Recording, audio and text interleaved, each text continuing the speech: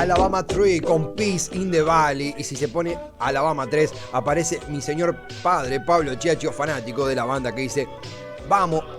Creo que está abierto tenemos un link. ¡Pará, Pose, pará! Se escuchó todo. Aparece mi señor padre diciendo: vamos, Alabama 3.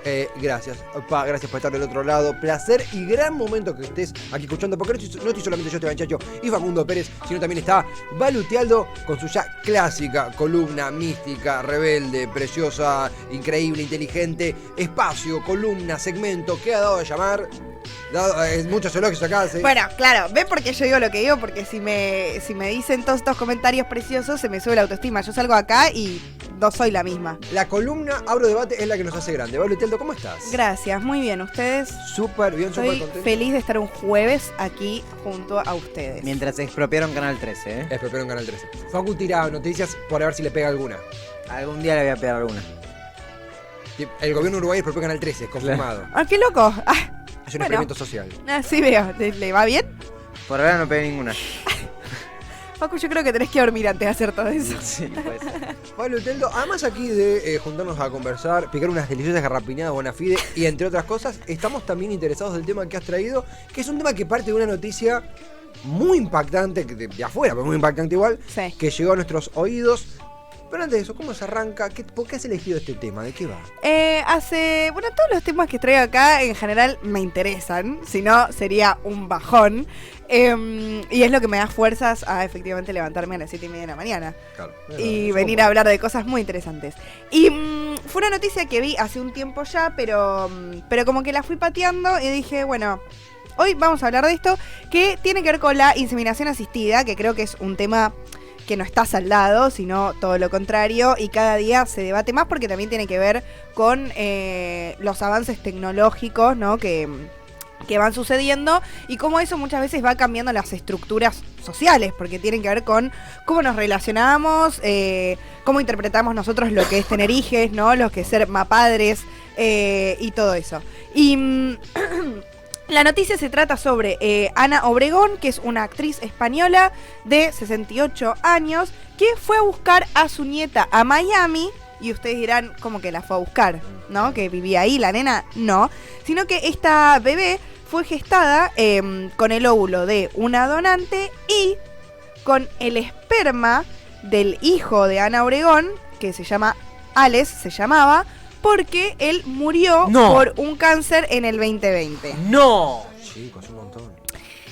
O sea que lo que ella hizo básicamente, esta mujer, fue tomar el esperma de su hijo fallecido por esta enfermedad. El árbol genealógico es una cinta de Moebius. Claro, es un poco eso, ¿no? Y entonces ahí se abrió todo un debate que está muy relacionado con la bioética, ¿no? Como todo ese campo de, bueno, o sea, que tiene que ver con la biología en relación a, bueno, óvulo donante, esperma, juntamos, creamos vida, ¿no? Un bebé, pero que tiene que ver con una cuestión ética también porque, digo, el esperma era una persona que estaba fallecida, esa persona no pudo decidir, ¿no? Si ser padre o no. Y no solo eso, sino que esa nena que nació es huérfana de padre, o sea, antes de ser concebida, digamos. O sea, es muy...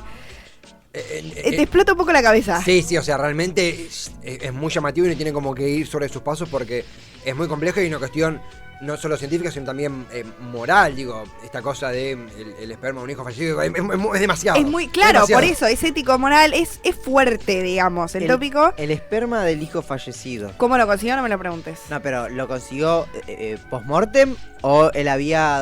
No tenía lo una aclara la laderita? nota. Entiendo que estaba disponible por una congelación que había hecho el hijo, no Claro. es que hubo una autopsia y... Se fue a pinchar los huevos.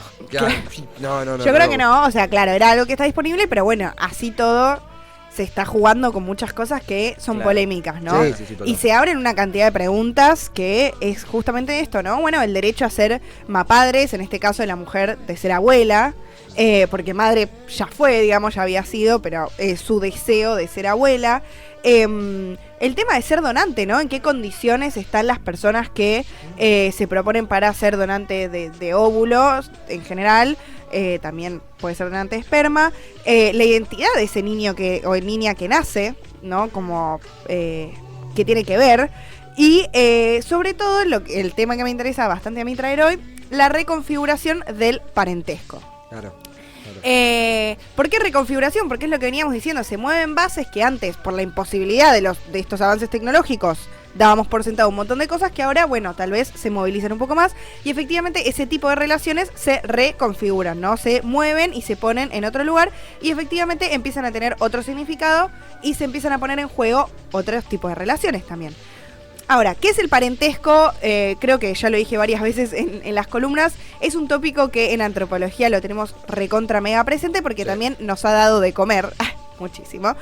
Y muchos de los antropólogos que han formado como la disciplina más seriamente se han centrado en este tipo de relaciones sociales para poder acomodar o estudiar sociedades no occidentales.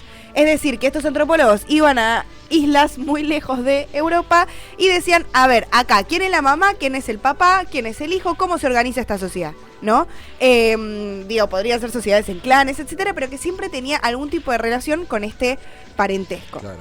Ahora, dentro del parentesco, podemos decir que no es una cuestión universal, porque no todo el mundo tiene mamá y papá, o no se establece así la familia tal cual la conocemos de manera occidental. La familia nuclear. Exacto, sí. la familia Como nuclear. nos enseñaron las chicas superpoderosas, por ejemplo. Exacto, ahí el parentesco es bastante distinto y creo que podríamos decir que es inseminación asistida también. Sí, también.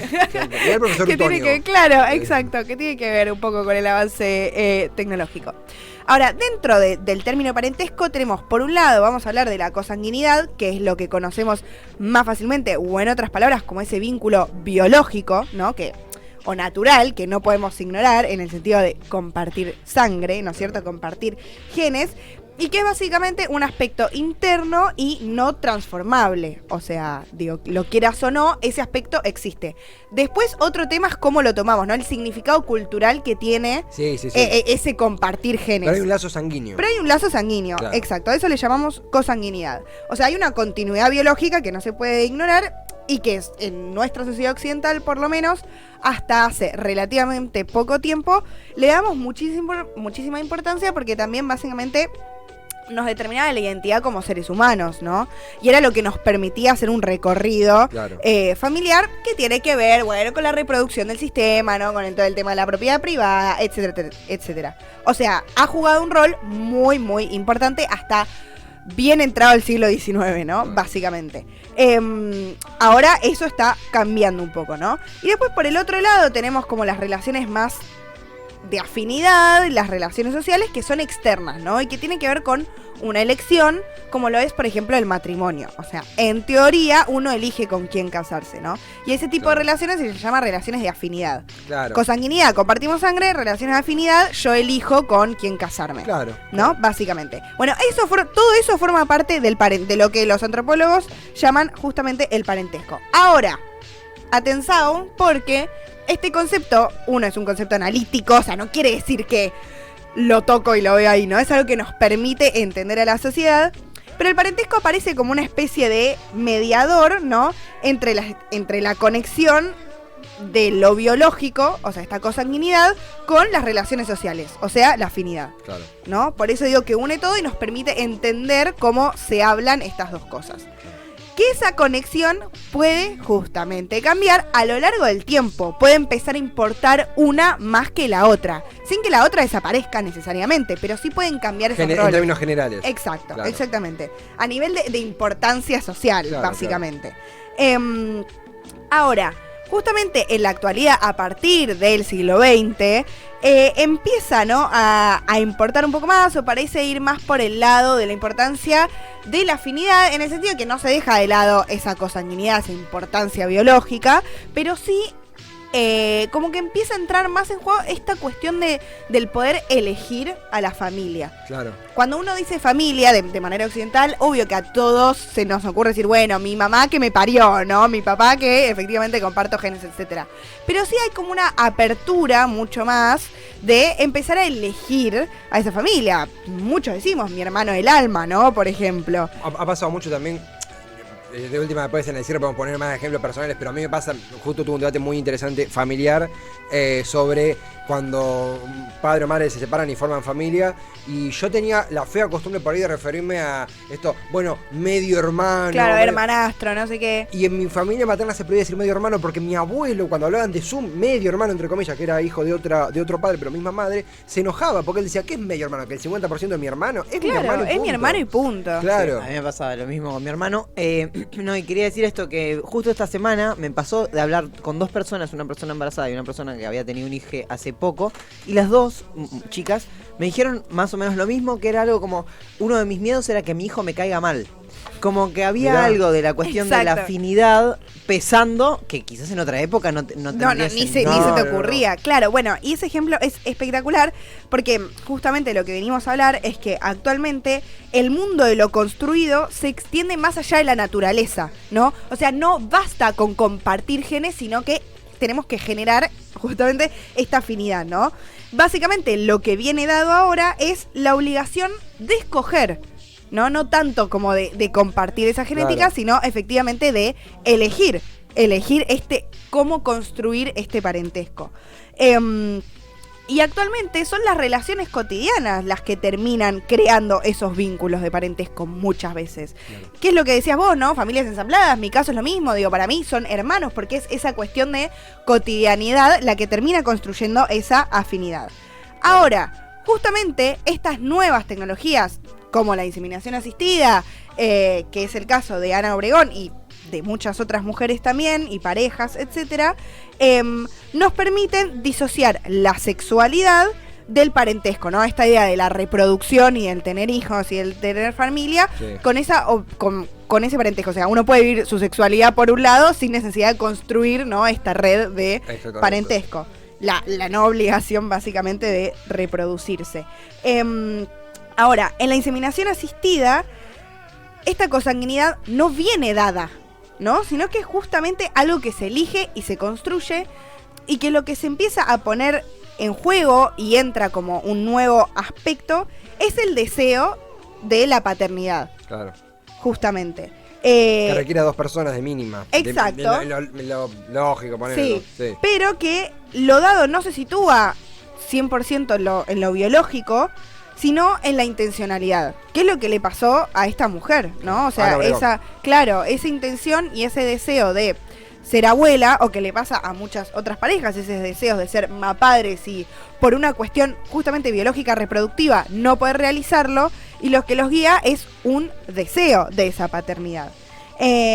Ahora, todo el tiempo, y a partir de estas nuevas tecnologías, justamente, se ponen en tensión este aspecto biogenético, ¿no? Y el proyecto parental.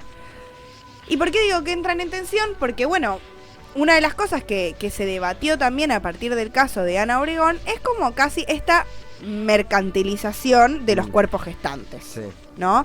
Digo, obviamente estamos recontra a favor de estas nuevas posibilidades y de poder construir esta nueva manera del parentesco, ¿no? Y de estas relaciones sociales, y de hecho la inseminación asistida nos permite, permite a parejas que por alguna u otra razón no pueden reproducirse, tener hijes que no sea simplemente adoptando, sino con cierta carga genética de alguna manera de alguna de estas personas.